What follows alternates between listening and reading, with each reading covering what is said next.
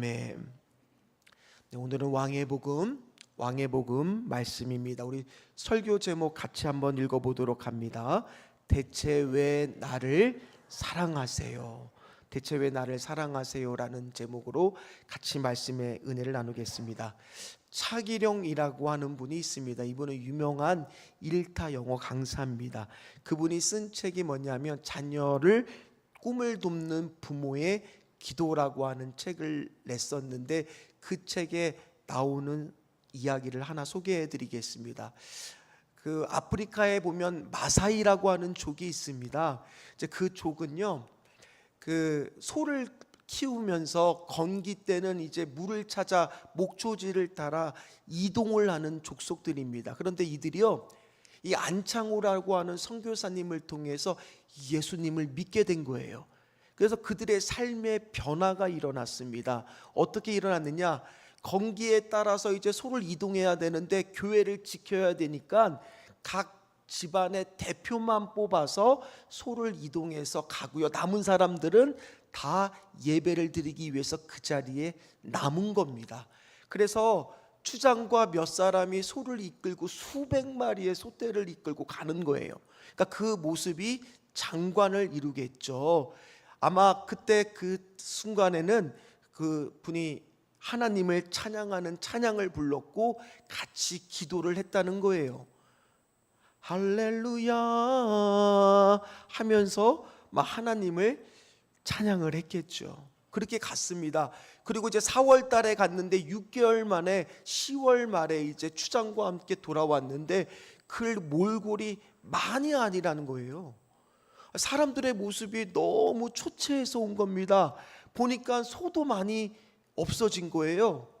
보니까 비가 너무 많이 내려서 소가 많이 죽은 겁니다. 그러니까 추장이 소가 153마리가 있었는데 91마리나 죽은 거예요. 그러니까 이 안찬호 선교사님이 걱정이 되기 시작했습니다. 어떤 걱정이 되기 시작했느냐? 추장이 이제 아이고 예수님 믿어봐도 별 볼 일 없네, 이런 일이 생기네 하면서 예수님 안 믿을 거라 그러면 추장이 안 믿으면 어떻게 되겠습니까? 그 족속들이 다 안 믿을 거 아니겠습니까? 그런 가운데 이제 오늘 우리처럼 주일 예배가 시작이 된 거예요. 분위기는 어땠을까요? 찬양을 부르는데도 분위기가 침통한 거예요. 그러는 가운데 심지어 추장이 안 나타나고 있는 거예요. 이 안찬호 선교사님이 조마조마하기 시작했어요. 그런데 저 교회 밖 건물에서 갑자기 하는 소리가 들린 거예요. 무슨 일인가 하고 봤더니만 추장이 흰 소를 끌고 온 거예요. 사람들은 깜짝 놀랐습니다. 왜냐하면 그 족속들한테, 마사이 족들 흰 소는 매우 귀한 소라는 거예요. 가장 좋은 소를 뜻하는 겁니다. 그 소를 하나님께 바치기 위해서 왔다는 거예요. 그래서 이게 무슨 일인가 궁금해서 물어봤겠죠. 무슨 영분입니까? 물어봤더니만 제가 이번에 갔더니만 소를 몇 마리나 잃었어요? 91마리나 있는 동안에 처음에는 하나님이 너무너무 원망스럽다는 거예요. 그런데 소가 죽어나가는데 자기가 할 일이 하나도 없다는 거예요. 그래서 할 수 없이 기도하기 시작했다는 겁니다. 하나님, 저 소를 좀 살려달라고, 여기서 좀 멈추게 해달라고 기도했더니만 자기는 너무너무 하나님이 살아계심을 봤다는 거예요. 91마리밖에 죽이지 않았다는 거예요. 하나님은 153마리를 다 죽일 수 있었는데 91마리만 죽은 것을 보고 나는 하나님이 내 기도를 들으시고 살아계셨다라는 것을 경험했다는 거예요. 그래서 너무 감사해서 이 흰 소를 가지고 하나님께 감사하려고 왔다는 거예요. 지금 이 상황이 아무리 암담하다 할지라도 믿음의 사람들은 지금의 상황을 보는 게 아니라 그 상황의 너머의 모습을 볼 줄 아는 거라는 거예요. 그리고 감사할 줄 아는 거라는 겁니다. 오늘 여러분들도 지금 주어진 상황이 아무리 암담하더라도 앞으로 하나님이 역전시킬 것을 기대하는 분들 되시기를 주의 이름으로 축복합니다. 서울대학교 그래서 최인철 교수는요 이렇게 말했습니다. 행복이라고 하는 수준은 어떻게 결정이 되느냐? 주어진 환경에 따른 나의 믿음의 반응의 함수라는 거예요. 그런데 주어진 환경은 아까처럼 내가 어떻게 할 수가 있습니까? 없습니까? 다 주어진 환경은 달라요. 그렇기 때문에 행복은 어떻게 결정이 되느냐? 나의 반응에 어떻게 하느냐에 따라서 결정이 된다는 거예요. 그래서 이 서울대학교에서 연구를 해보니까 행복한 사람들의 특징이 나오더라는 거예요. 뭐냐? 감자로 시작하는 세 가지를 잘하는 사람들이 행복하다는 거예요. 뭘까요? 감사,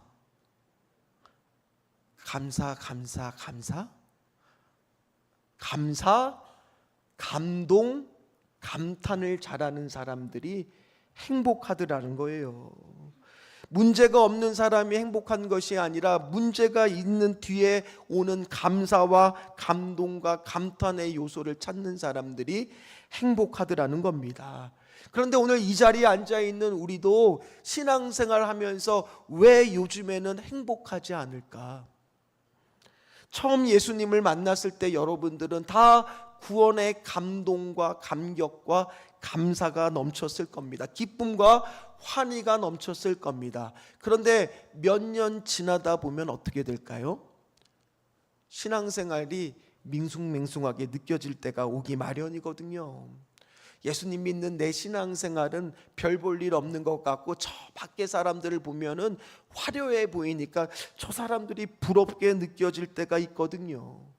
주님이 나 같은 죄인을 살려주셨다라는 것에 이제 아무리 그 말을 들어도 감동이 사라지는 거예요. 그런 말씀보다는 그전에도 내가 밖에 나가서 성공하고 잘 돼서 여기 와서 헌금도 많이 드려야 하나님이 기뻐하시겠지, 하다못해 봉사나 헌신이라도 많이 하고 내가 섬겨야지 하나님이 기뻐하시겠지, 나를 사랑해 주시는 게 아닌가라는 마음이 들기도 합니다. 그렇게 신앙생활을 하다 보면 뭐가 사라지는 거예요? 감사가 사라지는 거예요. 감탄이 사라지고 감동이 사라지는 겁니다. 그래서 하나님 대체 왜 나를 사랑하세요? 내가 신앙생활 열심히 하니까 오늘도 빠지지 않고 이 자리에 나왔으니까 나를 사랑하시는 거 아닙니까? 만약 그게 기준이 된다면 오늘 우리가 살펴볼 인물은 도저히 사랑받을 수 없는 사람이라는 겁니다. 오늘 말씀에 누구를 부르셨습니까? 마태를 부르셨습니다. 다른 복음서인 누가복음과 마가복음에 보면 그의 이름을 레위라고 합니다. 그렇다라는 것은 성경학자들은 뭐라고 말하느냐? 이 레위라고 이름을 지은 것으로 봤을 때는 다른 지파가 아니라 마태가 무슨 지파였을 거다? 레위 지파였을 거라는 거예요.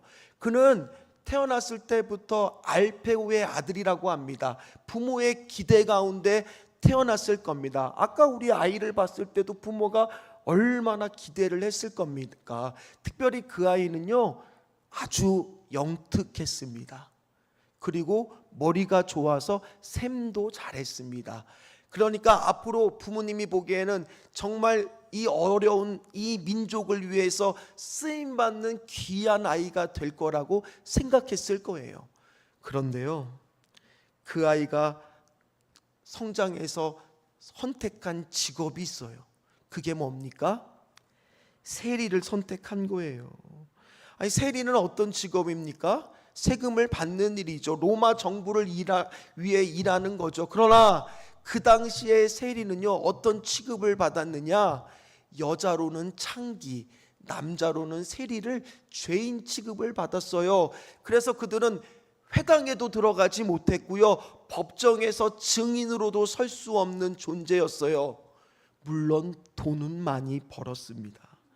그러나 그가 가는 곳들마다 사람들은 에이 퇴, 침을 뱉었어요. 경멸의 시선으로 쳐다봤다라는 겁니다. 그는 살면서 마태는 한 번쯤 나는 정말 이대로 사는 게 맞을까? 정말 내 삶이 행복할까 한 번쯤 생각해 봤을 겁니다.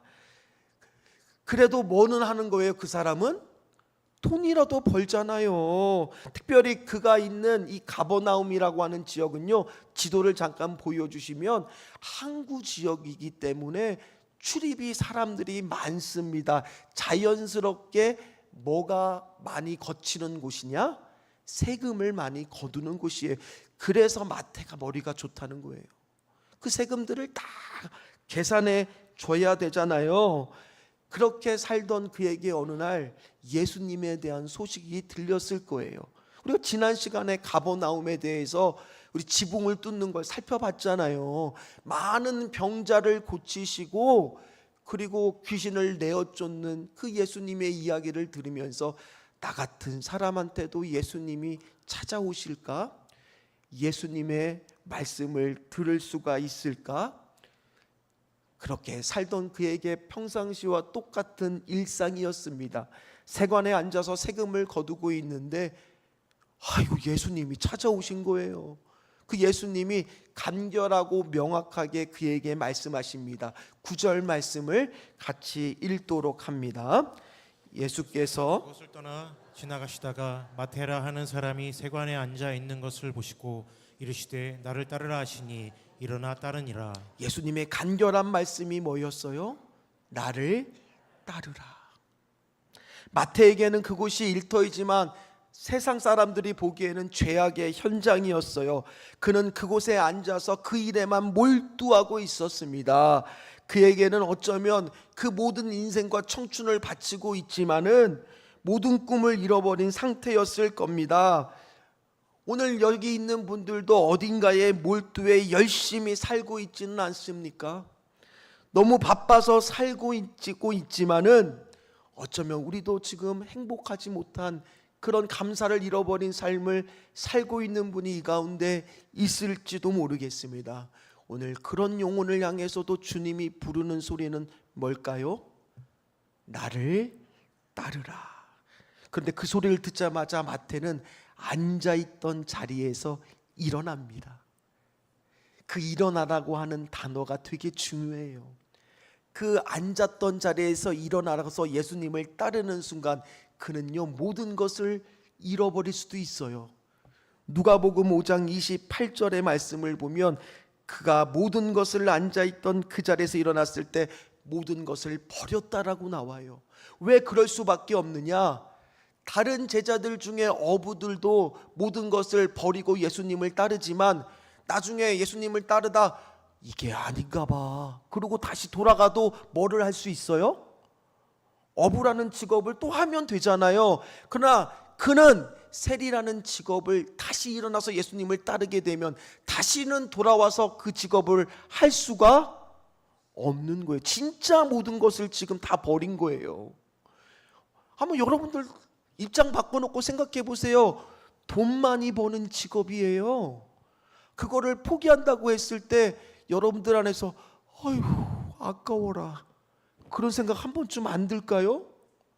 주변 사람들도 말렸을지도 몰라요. 아이고 이게 좋은 직업을 두고 돈을 많이 버는데 아깝지 않을 거냐고 생각을 했을 겁니다. 아니 어쩌면 제자들이 제일 당황했을 거예요.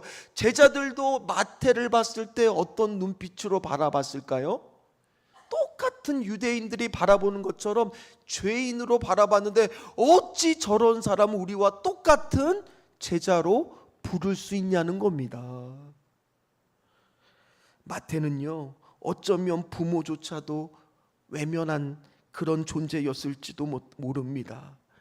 그러나 다른 사람들이 욕하고 침을 뱉고 세금을 내면서도 곱지 않은 시선으로 보았을 건데 지금 그의 눈에는 자기를 이처럼 따뜻하고 사랑하는 눈빛으로 바라보는 사람이 나타난 거예요. 그러니 오늘 그 자리에서 일어나는 거예요. 자신의 과거의 삶과는 단절하겠다는 거예요. 그리고 즉시 일어납니다. 이제는 더 이상 고민하지 않겠다는 거예요. 예수를 따르겠다는 겁니다. 특별히 일어나다는 단어는 부활하다라는 뜻으로도 쓰여요. 죽어진 자신의 과거의 모든 것들로부터 영적인 죽음에서 이제 뭐 하겠다는 거예요? 일어나겠다라는 거예요. 오늘 여기 계신 분들도 오늘 주님이 부르신 그곳에서 일어나시는 은혜가 있으시기를 주의 이름으로 축원합니다. 한번 가만히 생각해 보세요. 이 말씀을 지금 누가 기록하고 있는 거예요? 마태잖아요. 자기 일을 기록하고 있는 거예요. 기록하면서 이 사건을 떠올릴 때마다 마태는 어땠을까? 어쩌면 지금 눈물을 흘리면서 이 말씀에 감동으로 기록하고 있지 않을까요? 여러분 같으면 안 그러겠습니까? 자기를 다른 사람들은 다 하찮은 죄인 취급을 했는데 나를 이렇게 사랑의 눈으로 쳐다보는 사람이 있었다라는 거예요. 예수님이 그런 분이에요. 예수님은 어떤 분이에요? 우리를 바라보실 때 현재의 우리의 모습을 보시는 분이 아니에요. 앞으로 예수를 믿고 변화될 제자가 될 그 모습을 지금 보고 계신다라는 거예요. 오늘 우리도요, 앞으로 여러분들도 계속 변화될 거예요. 계속 변화될 겁니다. 생각도 달라지고 믿음도 달라지실 겁니다. 그러나 예수 앞으로 변화될 모습으로 서로를 바라보시기를 간절히 부탁을 드립니다. 예수님이 주인이시라면, 그 영혼을 부르셨다라면 반드시 예수님이 그 영혼을 변화시켜 주실 줄 믿습니다. 그 영혼을 친히 붙들어 주실 줄 믿습니다. 고쳐 주실 줄 믿습니다. 성장케 하실 줄 믿습니다. 오늘 마태는요, 그 구원이 너무너무 감격스러울 거예요. 감동스러웠을 겁니다. 그래서 예수님이 하시는 말씀 중에서 이 비유를 기록했을 때 꼭 자기한테 주시는 말씀이라고 생각이 들었을 겁니다. 마태복음 13장 44절 말씀을 같이 읽겠습니다. 천국은 마치 밭에 감추인 보화와 같으니 사람이 이를 발견하는 후 숨겨두고 기뻐하며 돌아가서 자기의 소유를 다 팔아 그 밭을 사느니라. 그러니까 모든 것을 지금 다 버리고 기쁨으로 예수님을 따를 수 있었던 거예요. 그래서 저는 오늘 이 말씀을 준비하면서 원래 설교 제목의 처음에는 대체 왜 마태를 부르셨나요? 라고 지었어요. 그런데 말씀을 준비하고 묵상하면서 설교 제목을 고쳐야 되겠다라고 마음을 먹었어요. 어떻게 고쳤습니까? 대체 왜 나를 사랑하셨나요? 오늘 여기 계신 분들도 예수 그리스도가 다 부르셔서 이 자리에 앉아 있다라면 오늘 마태처럼 여기 계신 분들도 다 어떤 분들이에요? 주님이 사랑하시는 분들이라는 거예요.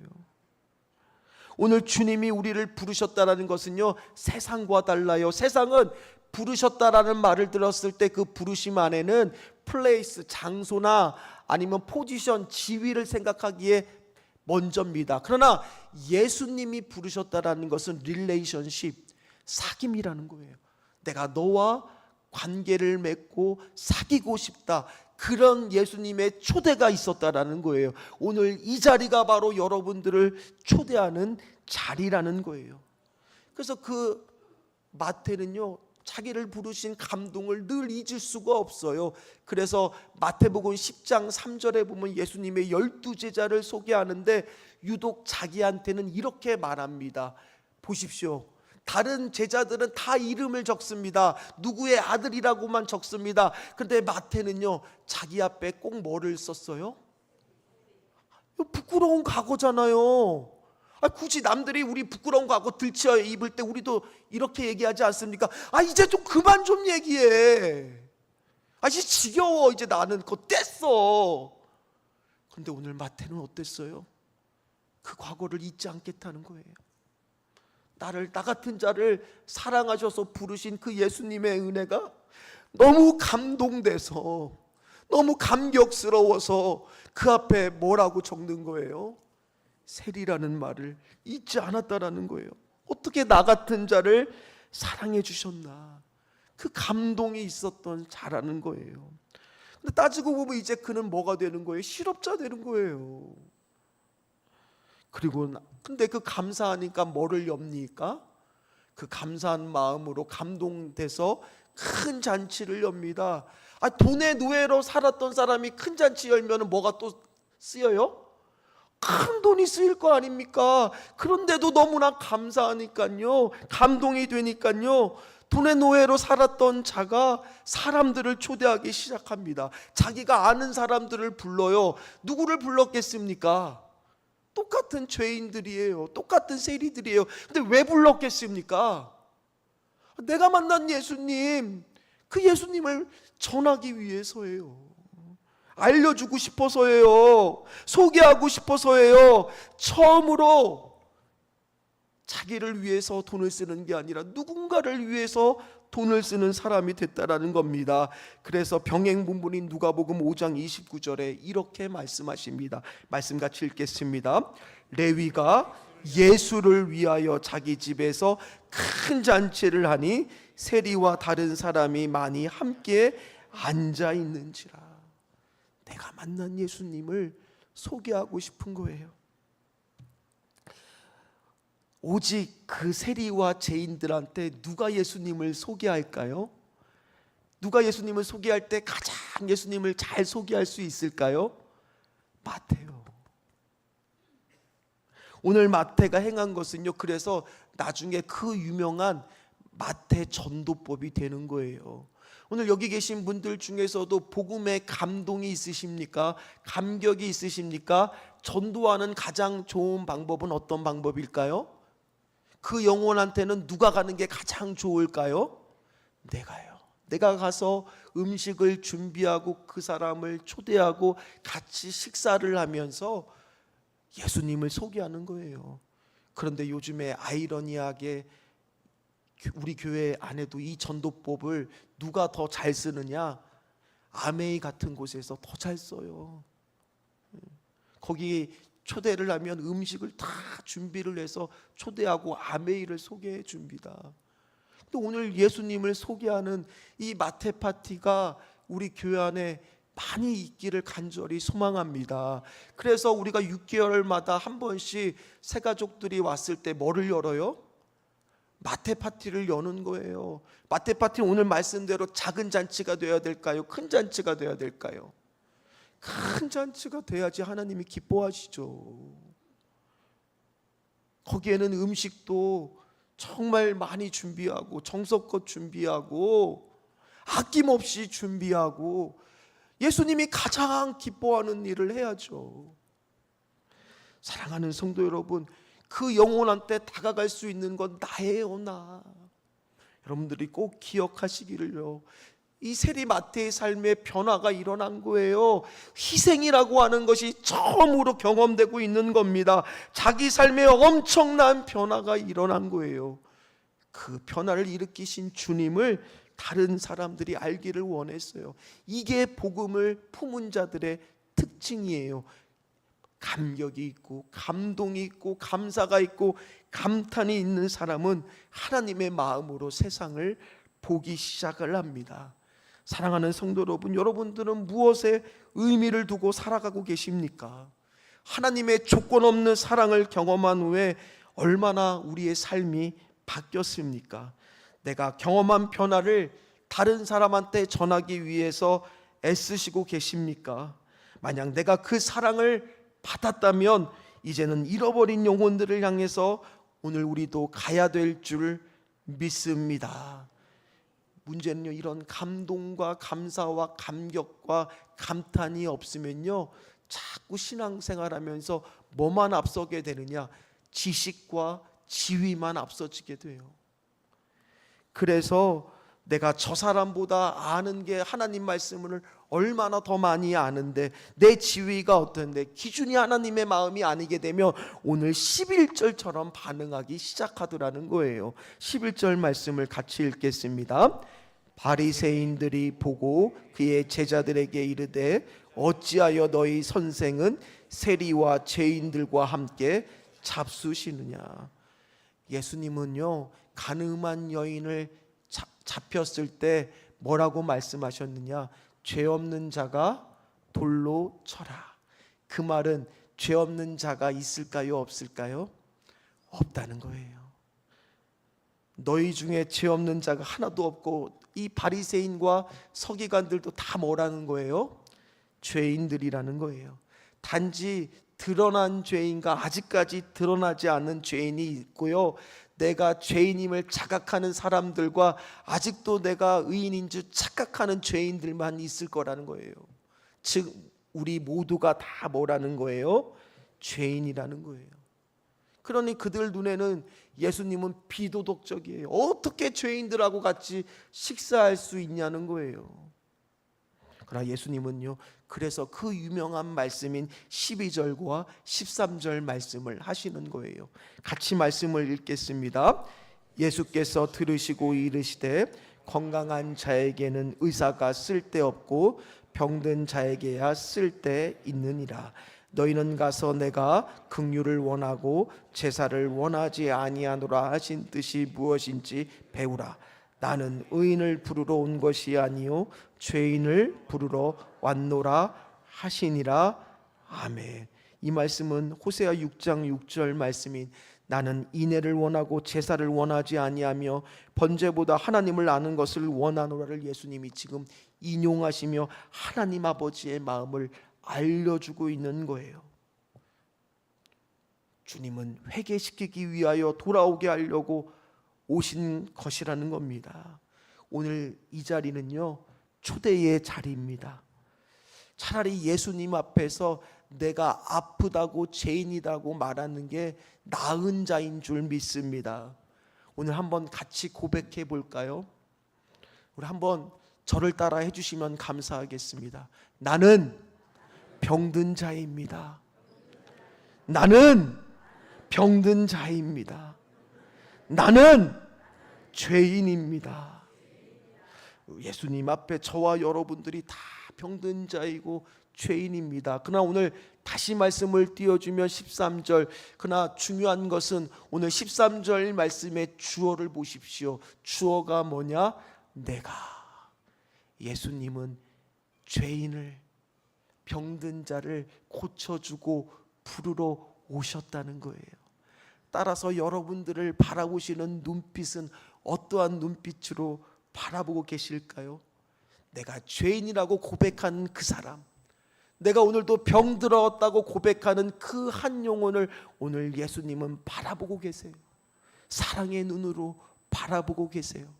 하나님, 도대체 왜 저 같은 자를 사랑하시나요? 그렇게 물었을 때 예수님은 하나님이 세상을 이처럼 사랑하사 그래서 내가 너를 사랑한단다. 내가 너는 내 자녀니까 사랑하는 거야. 오늘 그 음성을 듣고 감사